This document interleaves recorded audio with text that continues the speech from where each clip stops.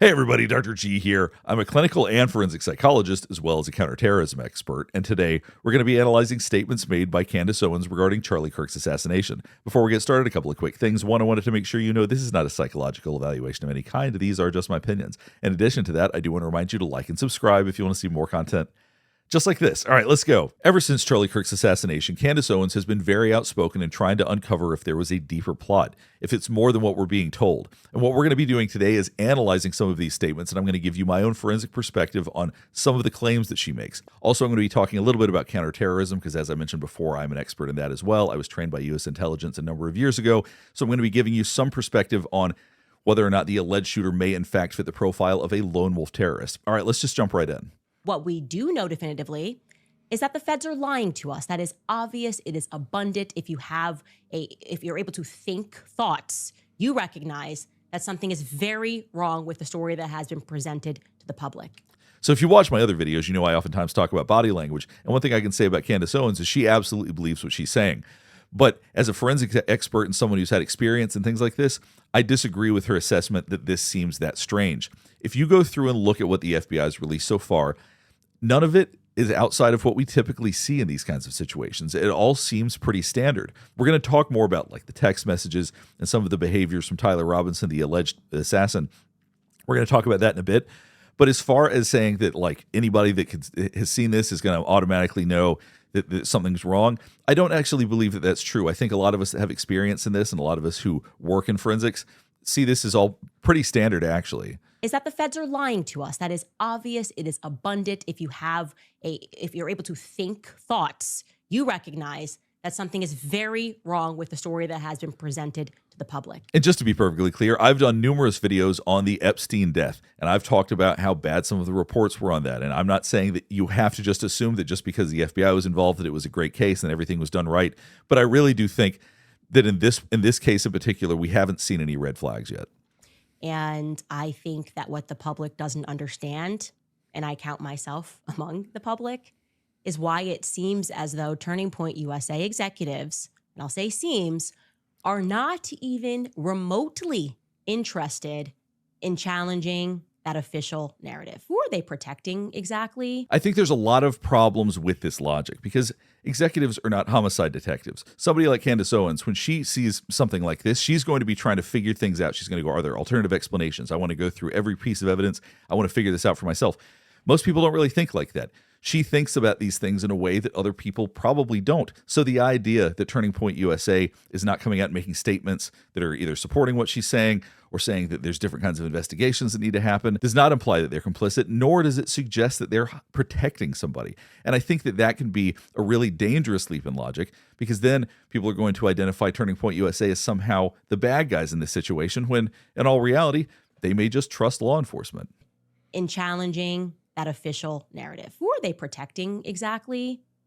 You'll see oftentimes they and other influencers will invoke Erica as the reason. I think one of the challenges here, and I can relate to this in other situations, is that when you are so certain about something that you think people are being naive or foolish if they don't see it the same way as you. But I think that the official line that's been provided, that a lot less people are questioning that and a lot less people see it as strange than she may think. Now, I know there's plenty of viewers, of people that are watching this right now that probably absolutely do not believe the mainstream narrative of what happened. We have the story that could potentially answer all of those questions. And it certainly makes a lot more sense than the slop that the government is currently trying to feed us. First and foremost, Tyler Robinson has never confessed. They acknowledge that he has never confessed to this crime, and he still is pleading innocence on the shooting. In fact, I was told that he was, quote unquote, bewildered by the idea that he carved case. There's nothing at all surprising about somebody turning themselves in and then pleading not guilty or then not confessing. We see that all the time. So just because someone surrenders themselves does not mean that you would assume that just because they say they're not guilty actually means that they're not guilty. I have a very hard time following that logic here because, for example, something that happened about a week ago, Lorenz Krauss, he confessed on live television to murdering both of his parents and then got arrested for it. And now he's pleading not guilty, even after like an hour-long interview of basically explaining in detail what he did and why he did it. He's still pleading not guilty. So the idea that somebody could turn themselves in and still plead not guilty is not shocking. This is not unusual at all. He was quote unquote bewildered by the idea that he carved casings. I should be clear, he does not dispute the fact that it is his gun at all. It is his gun. So another thing that's odd about the way that she's talking about him being bewildered by carving the casings, once again, this is exactly what we see when we go to trials. This is exactly what we see when people have committed crimes. And I know he's just alleged at this point. We'll see how the trial treats him. But point being is that the idea that he's going, well, I don't know how this stuff got there. I certainly didn't do it. Of course he says that. Like everybody says that when they've been arrested for crimes like this. So him being bewildered, I don't think is evidence that he is not involved or that he didn't do it. Tone down his speech and his rhetoric. Now, on the topic of rhetoric, I am told that Tyler absolutely did not author those text messages. What text messages? He has no idea where these messages came from. Believes that they are therefore entirely fictionalized. But they deny everything. So that doesn't mean that he did it, but it certainly doesn't suggest just because he denies it that he didn't do it. That's just a part of how pretty much every trial that I've ever either been involved with or watched works. You're going to be shocked that he doesn't actually use words like vehicle, which should come as no surprise to anyone that has a brain. By the way, I'm sure you caught this, but there's old footage of Tyler Robinson that is now circulating from a car accident that he had. And during the discussion with the officer that showed up, Tyler certainly refers to it as his car, not his vehicle, because that's how most English speakers refer to a car. So she's absolutely right about this point. People typically would not use words like vehicle. It's peculiar, which is actually why we should believe that the text messages are real. They have a strange style. They are peculiar in the way that they're written. Tyler Robinson also happens to be a very peculiar guy. Unless they're in the military or on the police force. So here is 2022 police body cam footage, in case you missed that, of Tyler making a crash report. Take a listen. Your mom's on her way? Yeah, she's gonna be a minute. She's got to shuttle over from where she's at to her car and then drive over. Gotcha. His mother was gonna shuttle over from her car? Interesting. There's more, of course. Actually, there is more. We're going to watch another clip from that same body cam footage. Okay. I saw it shift yellow, and as I get into the intersection, he bolts. There was a vehicle in the lane between like the leftmost through lane. So as you can see, he actually does use the word vehicle. This is very consistent with the way that he speaks, which actually proves things in the other direction. It proves more that the text messages are quite real, because who would think to include details like that? So I think this lends credence to the fact that the text messages are in fact authentic. And as she expresses very strongly, nobody talks like that. Nobody uses words like vehicle. Well, Tyler Robinson actually does. And I don't think that she left that out intentionally. I think that it's just a mistake that was made. I make mistakes on my videos as well. I even made a mistake on my video about Tyler Robinson's car crash. So sometimes that happens. I'm not being critical in that sense. But my point is that if her evidence that the text messages are not real is because people don't speak like that, well, Tyler Robinson does, because he's strange. He's a peculiar guy. I was told also that Tyler is off the charts intelligent and always has been. We know this. He had a perfect GPA in high school. Now, that is precisely what made the idea of him being so stupid as to author a full confessional via text messages pointedly absurd. So here's another point that I disagree with, because there's a very strong confession drive after someone has committed a very serious crime. So the idea that he told someone he was close to about everything, that is actually very much in line psychologically with what many people do. If you watch enough trials, if you understand enough about evidence, if you've seen enough, if you've worked in this field, you'll know this doesn't seem that unusual. It's the very reason that people like this get caught for these kinds of crimes. So the idea that he's smart and therefore wouldn't have confessed absolutely has nothing to do with it. His intelligence is completely irrelevant.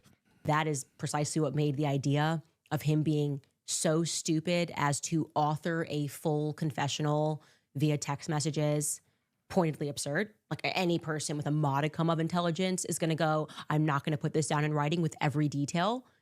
And apparently whoever offered those messages, likely feds, didn't have a modicum of intelligence, or they would have maybe not included every single detail there.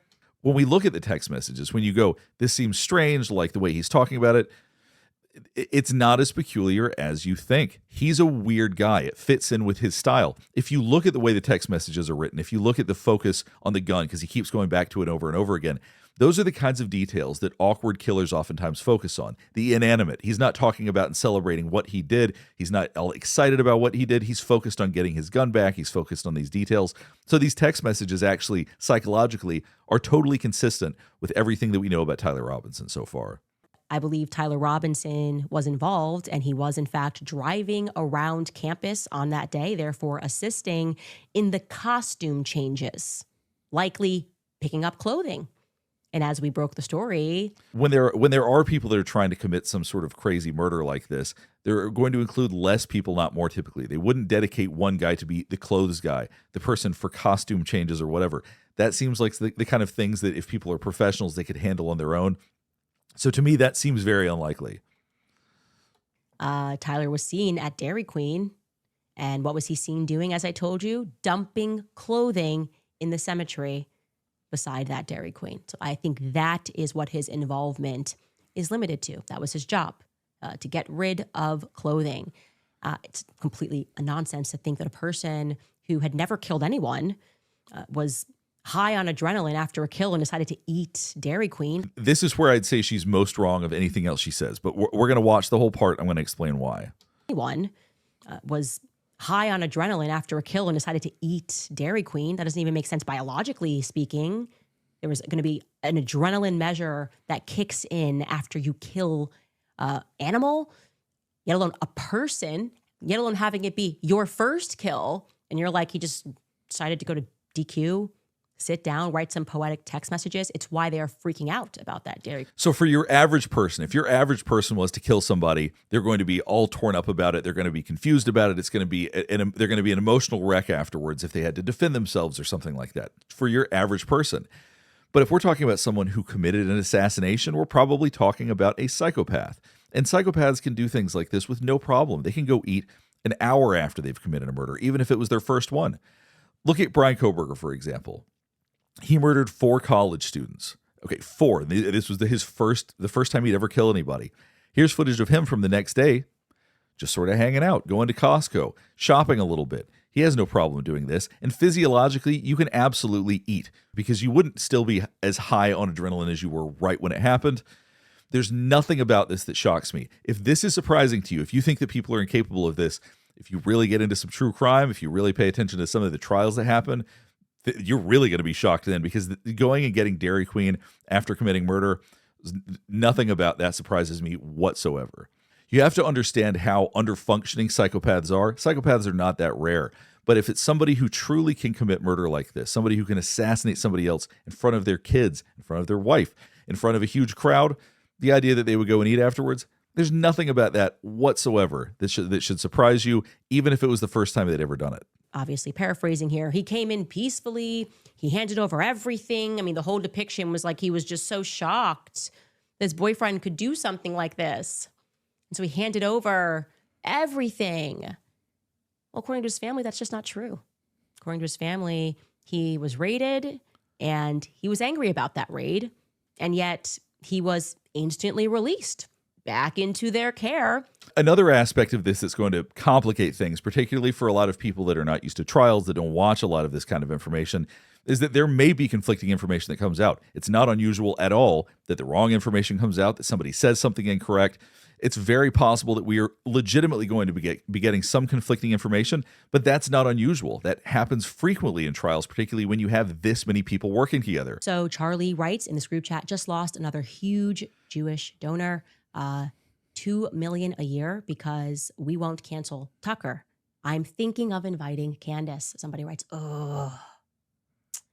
Charlie writes, Jewish donors play into all of the stereotypes. I cannot and will not be bullied like this, leaving me no choice but to leave the pro-Israel cause. So I'm not really sure that this being 48 hours before his assassination is a strong argument that there was a greater conspiracy.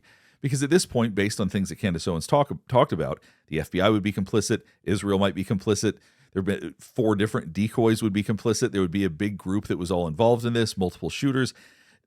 it starts to get to a point where it doesn't really make sense anymore. Because the most sensible thing, if we're to look at Occam's razor, just the principle that the simplest explanation is probably the correct one, the idea that there's a lone wolf terrorist who wanted to kill somebody, probably wanted to know what it was like to murder somebody, assassinated Charlie Kirk.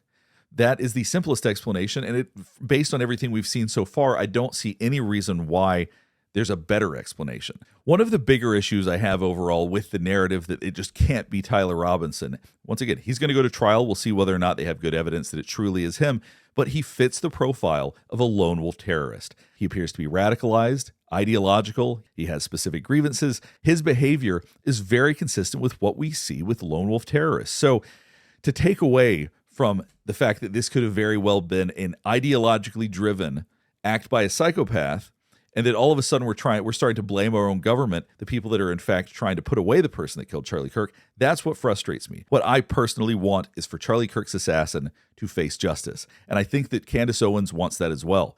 Now, I think that she looks at some of this evidence in a very different way than I do. And hopefully, over time, it will become clear. Hopefully, either myself or Candace Owens or whoever else is watching this won't reject good evidence when it comes in because it doesn't fit their preconceived notions of what's happened or what they believe has happened. Because I'll tell you, I am fully open to the possibility that if more evidence comes out that Tyler Robinson wasn't the guy, if the alleged shooter didn't in fact do it, then I am absolutely open to it being part of whatever conspiracy if there's good evidence for that. But so far, I haven't seen anything that really goes against the evidence that the FBI has presented and goes towards evidence that it was anybody else. All right, we'll go ahead and wrap things up here. Hopefully this is helping you better understand some of the forensic perspective of the information that Candace Owens is providing. Now, I'm not saying she shouldn't continue to ask questions. I think that anybody that wants to better understand the situation should ask any questions they can. But I do think coming to certain conclusions should be limited. I think that there are certain conclusions that people are coming to that are not real conclusions, that are not legitimate conclusions, like that Tyler Robinson never could have eaten Dairy Queen after murdering somebody if he in fact did something like this. Absolutely. If you assassinate somebody and you're enough of a psychopath, there's a lot more that people can do. Trust me, if I was to really get into some of the stuff that I hear in true crime and some of the cases that I've been involved with, eating lunch at Dairy Queen, eating dinner at Dairy Queen would not be that big of a deal. All right, we'll go ahead and wrap things up. If you have any other thoughts about this, please let me know in the comments below. Last thing before we get finished up is I do want to remind you to like and subscribe if you want to see more content just like this. All right, thanks for watching.